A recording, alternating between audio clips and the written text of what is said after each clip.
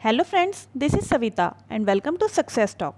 Friends, आज हम NCERT geography class 6 के चैप्टर नंबर 3 से रिलेटेड इंपॉर्टेंट नोट्स पढ़ने जा रहे हैं। तो चलिए फिर पढ़ना शुरू करते हैं। अध्याय 3, पृथ्वी की गतियाँ। पृथ्वी का अपने अक्ष पर घूमना घूर्णन कहलाता है। मतलब जब पृथ्वी अपने ही अक्ष पर एक ही स्थान पर घूमती रहती है तो उस प्रक्रिया को घूर्णन कहा जाता है। सूर्य के चारों ओर एक स्थिर कक्ष में पृथ्वी की गति को परिक्रमण कहा जाता है। वहीं जो सूर्य होता है, जब पृथ्वी उसकी चारों तरफ परिक्रमा लगाती है एक स्थिर कक्ष में, तो ऐसी परिक्रमा को परिक्रमण कहा जाता है। पृथ्वी का अक्ष एक काल्पनिक रेखा है जो इसके कक्षीय सतह से 66.5 डिग्री का कोण बनाती है। तो जो पृथ्वी का अक्ष है उसमें एक्चुअल में कोई भी रेखाएं नहीं है, बल्कि वो काल्पनिक रेखाएं हैं और जो अपने ही कक्षीय सतह से 66.5 डिग्री का कोण बनाती है इस तरीके से। वह समतल जो कक्ष के द्वारा बनाया जाता है उसे कक्षीय समतल कहते हैं।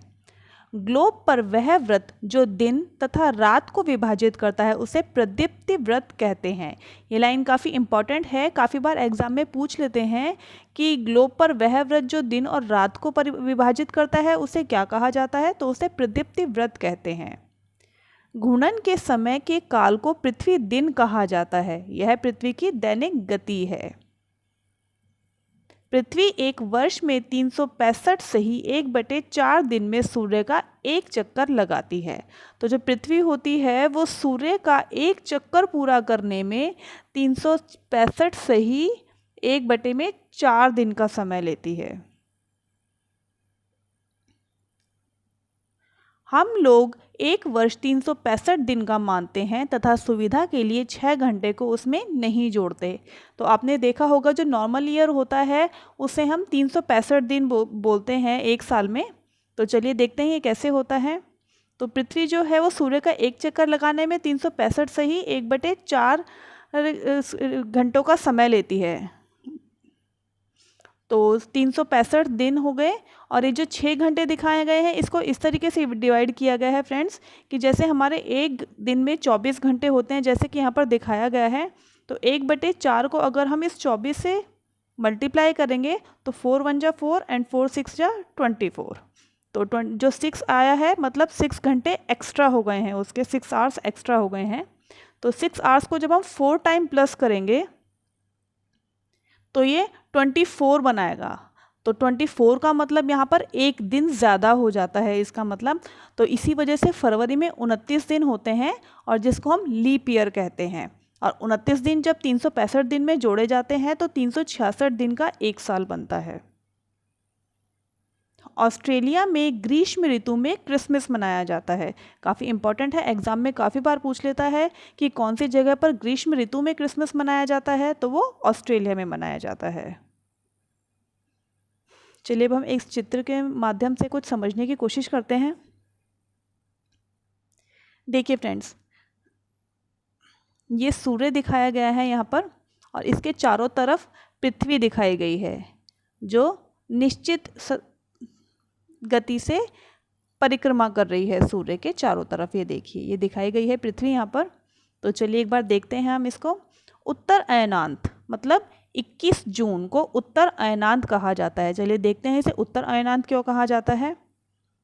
तो इस समय पर उत्तरी गोलार्ध में ग्रीष्म ऋतु होती है और उत्तरी गोलार्ध में क्या होता है, उसके साथ ही सबसे लंबा दिन और सबसे छोटी रात होती है।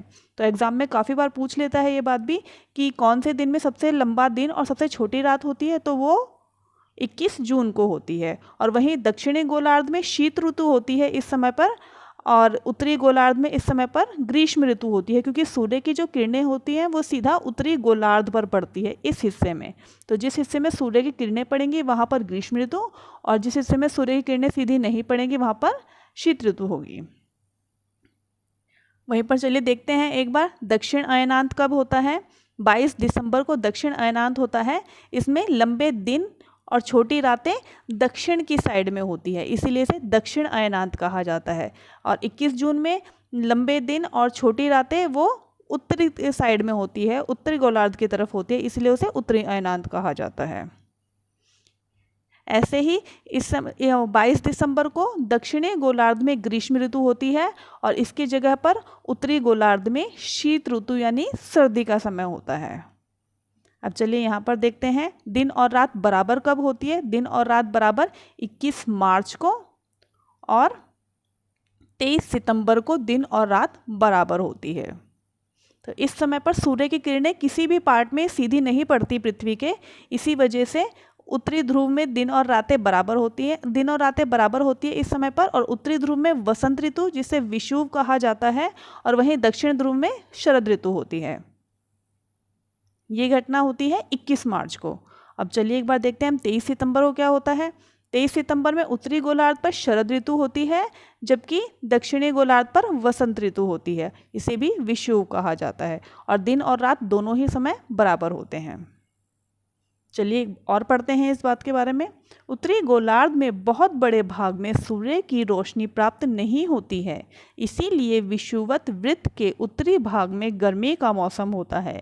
11 जून को इन क्षेत्रों में सबसे लंबा दिन तथा सबसे छोटी रात होती है। ये देखिए दिखाया गया है यहाँ पर, सबसे लंबा दिन तथा सबसे छोटी रात कब, 21 जून को। पृथ्वी की इस अवस्था को उत्तर अयनांत कहते हैं। एग्जाम में काफ़ी बार पूछता है इसके बारे में। 22 दिसंबर को दक्षिण ध्रुव के सूर्य की ओर झुके होने के कारण मकर रेखा पर सूर्य की किरणें सीधी पड़ती है, इसीलिए दक्षिण गोलार्ध में लंबे दिन तथा छोटी रातों वाली ग्रीष्म ऋतु होती है। इसके ठीक विपरीत स्थिति उत्तरी गोलार्ध में होती है, मतलब जहाँ गर्मी में लंबे दिन और छोटी रातें होती हैं, वहीं उत्तर में छोटे दिन और लंबी रातें होती हैं। पृथ्वी की इस अवस्था को दक्षिण अयनांत कहा जाता है, क्योंकि ये सारी जो प्रक्रिया होती है वो दक्षिण की तरफ होती है, इसलिए दक्षिण अयनांत कहा जाता है। 21 मार्च एवं 23 सितंबर को सूर्य की किरणें विषुवत वृत्त पर सीधी पड़ती है। इस अवस्था को कोई भी ध्रुव सूर्य की ओर नहीं झुका होता, इसीलिए पूरी पृथ्वी पर रात एवं दिन बराबर होते हैं और इस अवस्था को विषुव कहा जाता है। 23 सितंबर को उत्तरी गोलार्ध में शरद ऋतु होती है, जबकि दक्षिणी गोलार्ध में वसंत ऋतु होती है। 21 मार्च को स्थिति इसके विपरीत होती है, जब उत्तरी गोलार्ध में वसंत ऋतु तथा दक्षिणी गोलार्ध में शरद ऋतु होती है। तो ये चैप्टर हमारा यहीं पर कंप्लीट होता है फ्रेंड्स। आई होप आपको मेरी ये वीडियो पसंद आई होगी। तो अगर आपको मेरी वीडियो पसंद आई है तो प्लीज़ मेरे चैनल को लाइक, शेयर और सब्सक्राइब कर लीजिए और बेल आइकन को प्रेस कर लीजिए, जिससे कि आने वाले सभी नोटिफिकेशंस आप तक पहुंच सके। Okay, thank you friends.